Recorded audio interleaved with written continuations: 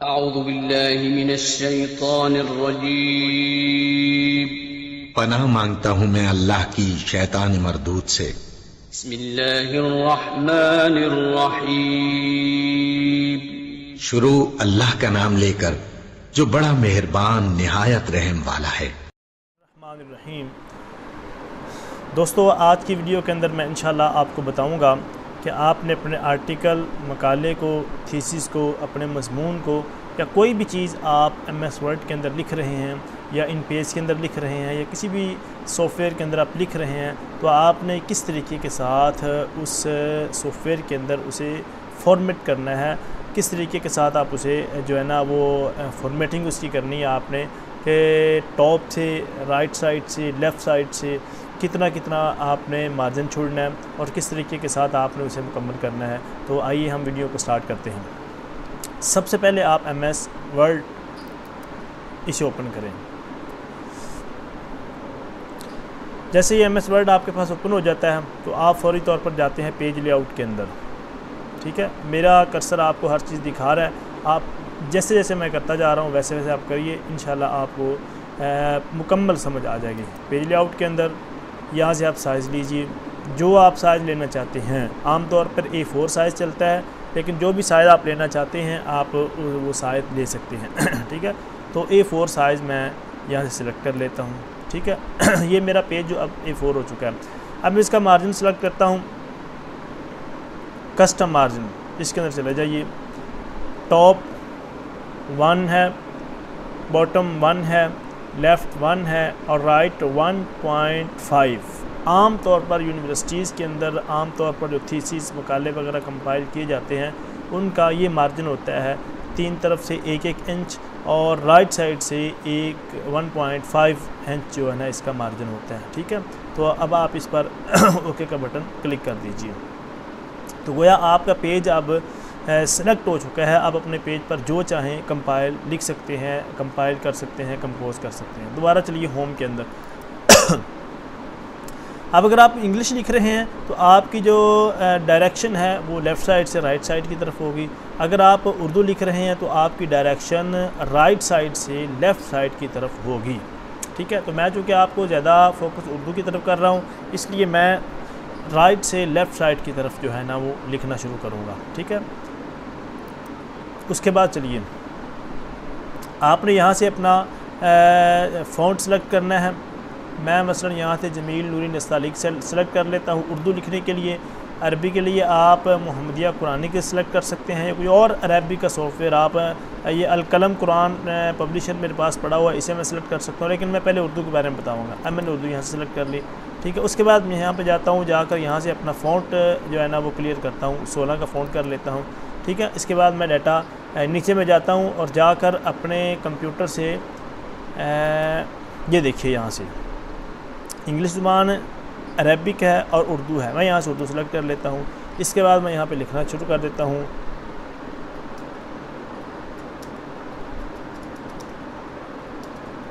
मैं 1947 में दुनिया के नक्शा पर एक इस्लामी मुल्क की हैसियत से उभरा। ठीक है जी, हम इसे ज़्यादा कॉपी कर लेते हैं और पेस्ट कर लेते हैं ताकि पैरा बड़ा हो जाए। ठीक है, तो ये दोस्तों मैंने आपको मुख्तसर तरीका बता दिया कि इस तरीके के साथ आपने अपने डाटे को जो भी आपने लिखना शुरू करना है इस तरीके के साथ आपने लिखना है। ठीक है, उसके बाद हम अरबी लिखना शुरू कर देते हैं।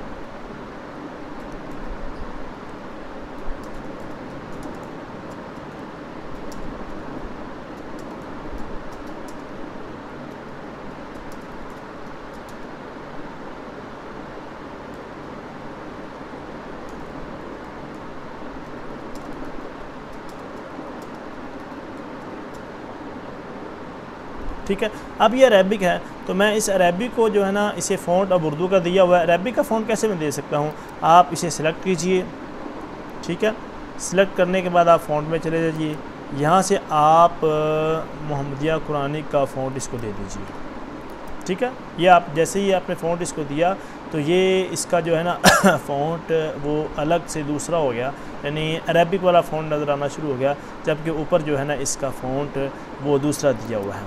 ठीक है दोस्तों, अब जो चीज़ मैं आपको बहुत अच्छी तरह और बेहतरीन जो बताना चाहता हूँ, इंतहाई ज़्यादा इम्पोर्टेंट, वो ये है, मसलन आप देखिए कि आपने ये सारे के सारे जो है ना पैरे लिख लिए हैं, एक ये लिख लिया, दूसरा, तीसरा, चौथा, पाँचवा, आगे करते जाइए। आपने तकरीबन कोई 10-20 सफ़े लिख लिए हैं, 14 सफ़े ये देखिए यहाँ पे लेफ़्ट साइड पे 14 सफ़े आपने कंपोज़ कर लिए हैं। तो अब आपने सब इसके मुताबिक किया हुआ है। ठीक है, अब आप चाहते हैं कि मैं ये जो है ना इसको थोड़ा सा इसका साइज़ जो है ना छोटा कर दूँ, तो एक पैरे को तो आप सेलेक्ट करेंगे, करने के बाद आप 15 पे ले आएंगे या 14 पे ले आएंगे, वो छोटा हो जाएगा।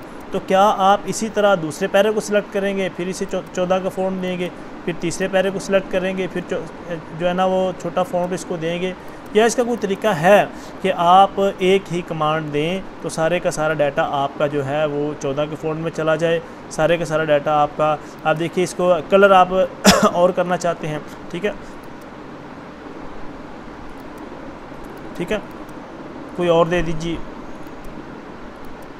ठीक है, तो क्या आप सबको कलर जो अलग अलग देंगे, या आप एक ही कमांड के ज़रिए से सारे अपने डाटे को एक ही कलर दे सकते हैं? तो जी हाँ, इसका तरीका मौजूद है कि आप एक ही कमांड दें, तो जितने डाटे पर आपने वो कमांड पहले से लागू की होगी, अपने सिस्टम को कहा होगा कि इतने डाटे पर इस कमांड को लगाना है, उतने डाटे पर आपकी वो कमांड लगा दी जाएगी, आपका डाटा उतना जो है ना वो तब्दील कर दिया जाएगा। तो आइए मैं आपको इसका तरीका बताता हूँ।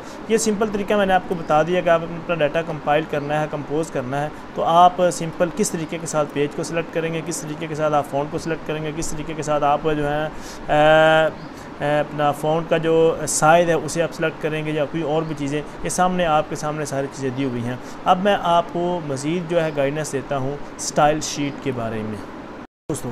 तो अब मैं आपको बताता हूँ कि आप स्टाइल शीट को किस तरीके के साथ बना सकते हैं और अच्छे तरीके से इस्तेमाल कर सकते हैं। तो आइए इसका तरीका समझते चलिएगा। इंशाल्लाह मैं इंतहाई ज़्यादा आसान तरीके के साथ आपको बताऊँगा और आपको इंशाल्लाह इसकी पूरी समझ आ जाएगी।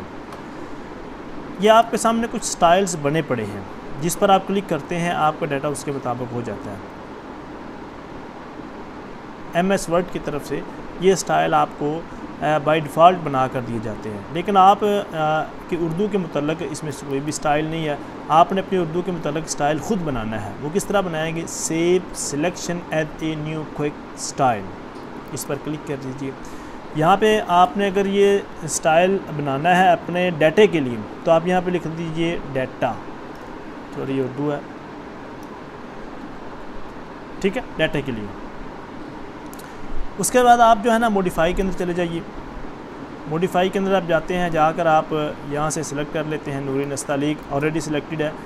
16 का जो है फ़ॉन्ट वो भी ऑलरेडी सिलेक्टेड है। आप इसे कहते हैं मैं बोल्ड करना चाहता हूँ, आप बोल्ड कर लीजिए इसे, फिर आप फ़ॉन्ट में चले जाइए, ठीक है।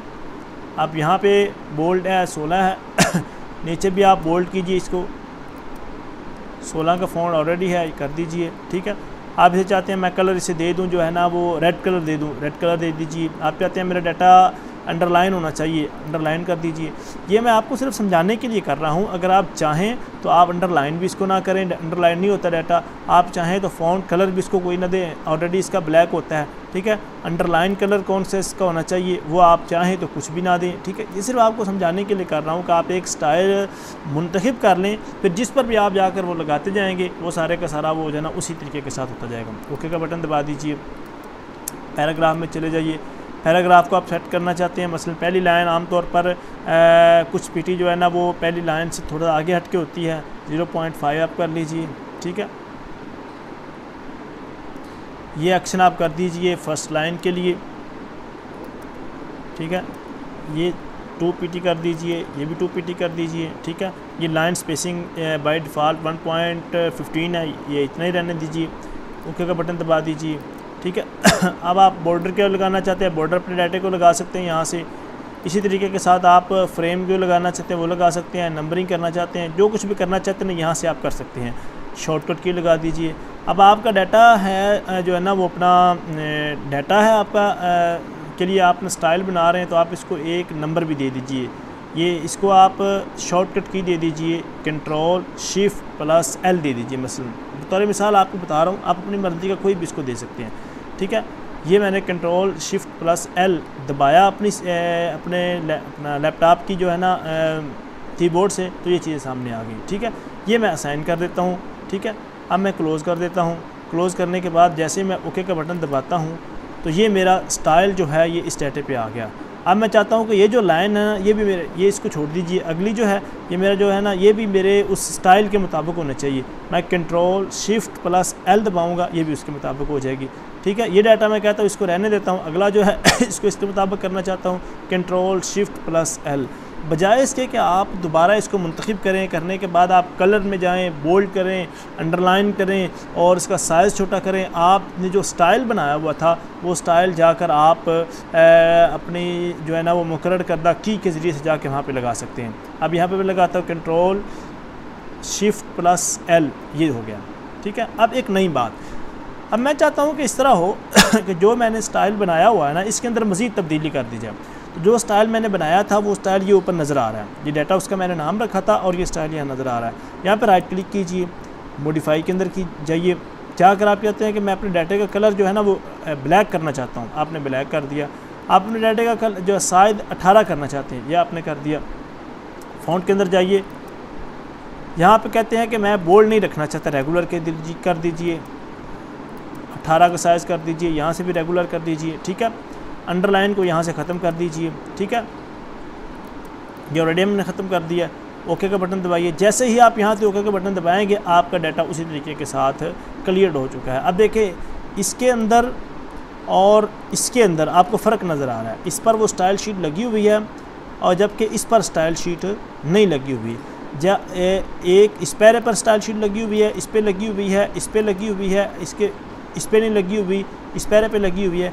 अब जो भी आप इस स्टाइल शीट के अंदर जाकर तब्दीली करेंगे तो जिन जिन पैरों पर आपने वो स्टाइल शीट लगाई थी वो पैरे उसके मुताबिक तब्दील हो जाएंगे। रंग आप उनका जो है ना वो और करना चाहते हैं वो कर दें फ़ॉन्ट कम या ज़्यादा करना चाहते हैं वो कर दें। तो ये यानी सारी ब्रीफ आपको मैंने कर दिया किस तरीके के साथ आप जो है ना अपने डाटे को इस तरीके के साथ जो है ना वो स्टाइल लगा सकते हैं। अगली बात दोस्तों आइए, अब मैं चाहता हूँ कि मैं अरबी का भी एक स्टाइल बना लूँ, ठीक है। उसके लिए अरबी का मैंने डाटा लिखा हुआ था, तो इसके लिए मैं अलग से एक नई स्टाइल शीट बनाता हूँ।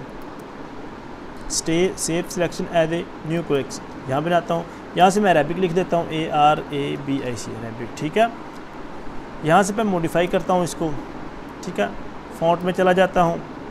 फ़ॉन्ट में जाने के बाद इसका कलर जो है ना वो फ़ॉन्ट मैंने इसको मोहम्मदिया कुरानिक दे दिया। मैं इसको देता हूँ अल-कलम कुरान पब्लिशर दे देता हूँ। इसको मैं बोल्ड भी कर देता हूँ। इसको मैं 18 का कलर दे, जो मैंने ऊपर किया था वही मैं नीचे कर देता हूँ, अल-कलम और बोल्ड और 18, ठीक है। ओके का बटन दबा देता हूँ। अब मैं इसको पैराग्राफ के अंदर जाता हूँ। जाने के बाद मैं जो है ना यहाँ पे लिख देता हूँ 1 इंच और यहाँ पे 1 इंच लिख देता हूँ, यानी लाइन से जो है ना पहली लाइन 1 इंच यहाँ एक तरफ से खाली हो और 1 इंच दूसरी तरफ से खाली हो, ये मैं क्लियर कर देता हूँ, ठीक है।